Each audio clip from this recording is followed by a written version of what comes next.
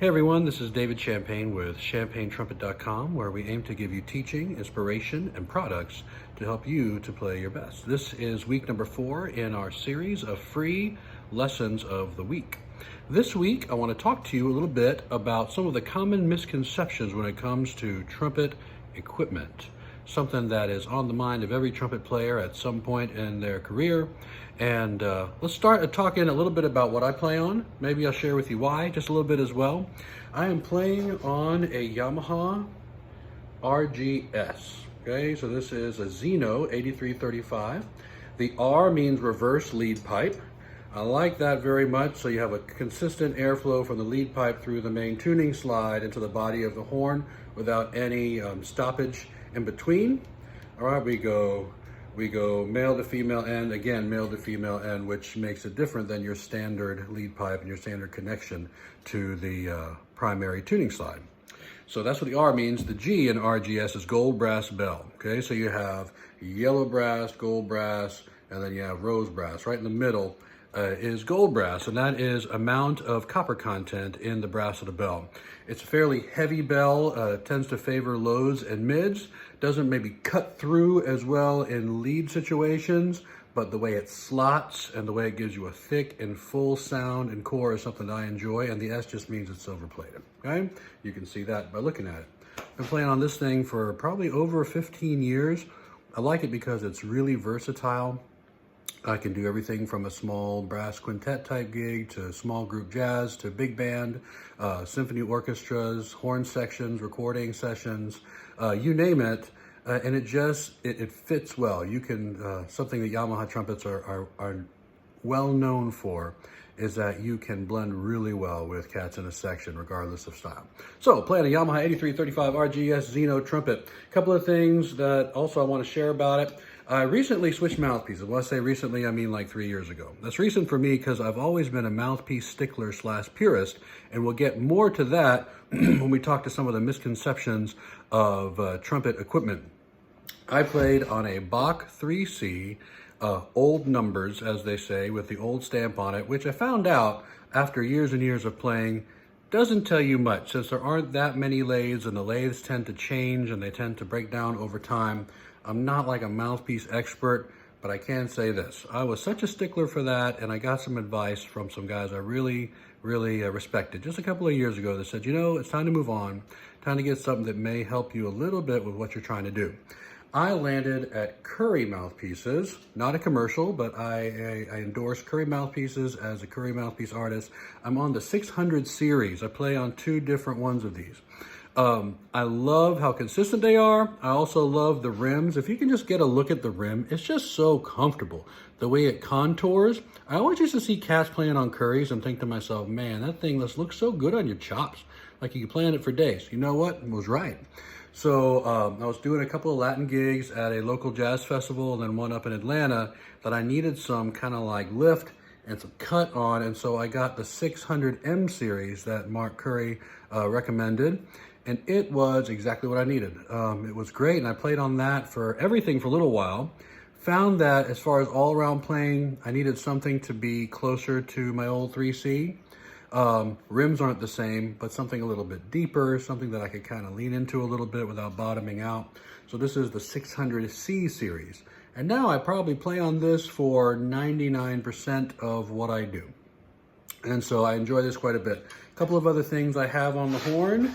You know, I'm a gadget guy. I just love things to put on my trumpet. So anytime I get like Christmas presents, Amazon, gift cards, whatever, I go looking for what's something that can make my trumpet look sweet, right?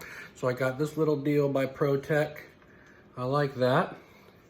I got that on Amazon, and it just keeps the sweat on your finger from messing up your silver, and it looks awesome. I also got this nice little deal. Regular, just standard leather valve cover. This is actually a car emblem. It's not trumpet equipment, but it is an ichthus, right? Talk about my love for Jesus. And then as far as playing equipment that I kind of alters what I do, I have one Curry C cap here on my 3rd valve. I experimented for a while. I found that this helps me to slot really well without necessarily bogging me down, right? Just not playing, feeling like a tank. I mean, you put them on all three. For me, that's not my thing. I did that for a number of years, but I like having just one on there. And then this little deal by Dennis Wick, I got that. You see, it's a sleeve. It's a tone intensifying sleeve that goes around the actual casing. It's just a combination that I've found to be really helpful. And there's one other piece of equipment that is completely random, and if I gave you 100 guesses, you wouldn't guess. Right here on the bell, you see that? Like I said in my last video, I try not to be a name dropper, but John Faddis put this piece of lead tape on my trumpet. And I was very skeptical. I thought to myself, that's silly, and I tried everything I could to not sound any different once the lead tape was on my trumpet. I don't know if it's mental, I don't know if it's a placebo, but my tone became more intense and was able to project better. So you know what? I'm never taking it off. Even if I wanted to. I mean, John Faddis put it on there. So I'm leaving it there, right? So that's my horn, all right? So I got this Curry mouthpiece on the Yamaha Xeno trumpet, which I love. Couple of things I want you to think about when it comes to misconceptions about equipment. The first one involves being kind of a purist that you have to play the same piece of equipment for everything that you do. Okay, coming up, that was a misconception that really, I think, hurt me and a lot of students around me. When you hear somebody refer to a player as a cheater, or say that someone is playing on a cheater mouthpiece, right? It's funny, I heard an anecdote, a story. Someone said they were around when Wayne Bergeron was talking about in a clinic what he plays on, and someone said, that's a cheater mouthpiece you play on. He said, well, here it is. Handed him his setup and said, let me hear you cheat on it. You get the point? Equipment can only take you so far, but equipment helps quite a bit. So to label a piece of equipment as cheater equipment, imagine being in an Olympic swimming competition and showing up in some board shorts and like a long sleeve sun shirt, right? And looking at the guys in Speedo saying, oh, it's cheater shorts right there. That doesn't make any sense. Use the equipment that's going to help you get the job done, right? So that is a misconception that really kind of bothers me.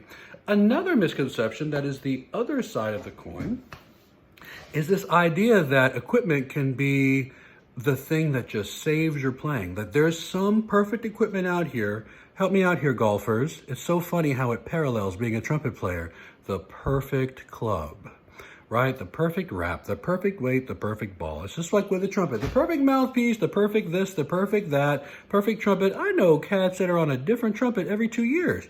Say, how can you even learn the nooks and crannies in your trumpet in that short of amount of time? Man, I kind of know where all the little bumps are inside my horn, and I couldn't write down the book, but I feel it when I'm playing. It feels like, you know, a comfortable shoe by now. But so guys who will pursue equipment as if it's going to fix their fundamental playing problems, not going to happen. We've all been there, including me. You get a mouthpiece that you think is just going to fix everything. And for one reason or another, you get this honeymoon period of about maybe a week, and then your body just conforms to the way it likes to play, and it's back to sounding exactly like you, right? So the piece of equipment is not going to change your playing other than enhance what you're able to do, make the job easier for you once you have done the work and once you have built your proper fundamentals. And so when you are working and you want to try another horn, you want to try another mouthpiece, and you get obsessed with this thing, I can't wait for it to come in the mail, and I'm going to get it out, and it's just going to be the thing that fixes it. No, what's going to fix it is that you learn how to use your air. What's going to fix it is that you learn how to use your fingers, that you learn how to set your embouchure correctly, that you learn how to stop working so hard, that you learn how to be more efficient, to have proper, clean, intentional, fundamental technique. And so on one side, we have this never change equipment because, you know, I'm just on the sidelines feeling grumpy because I can't do what you do, so I'm going to call you a cheater. And on the other side of things, we have cats that are switching mouthpieces and stuff all the time. Don't go into either one of those ruts. Hold a good solid tension between those two and practice well. Once you are consistent in your practice and then things start to reveal themselves that you know, okay, I'm using my air well, but I got this thing coming up where I've got to sit on top of a band and I feel like my whole setup is super dark. Okay, then get some friends, get some help, seek out the help of someone who really knows mouthpieces well, someone like Mark Curry, someone like Warburton, someone who can really help you out, and go from there. If you're looking into a new horn, same kind of thing.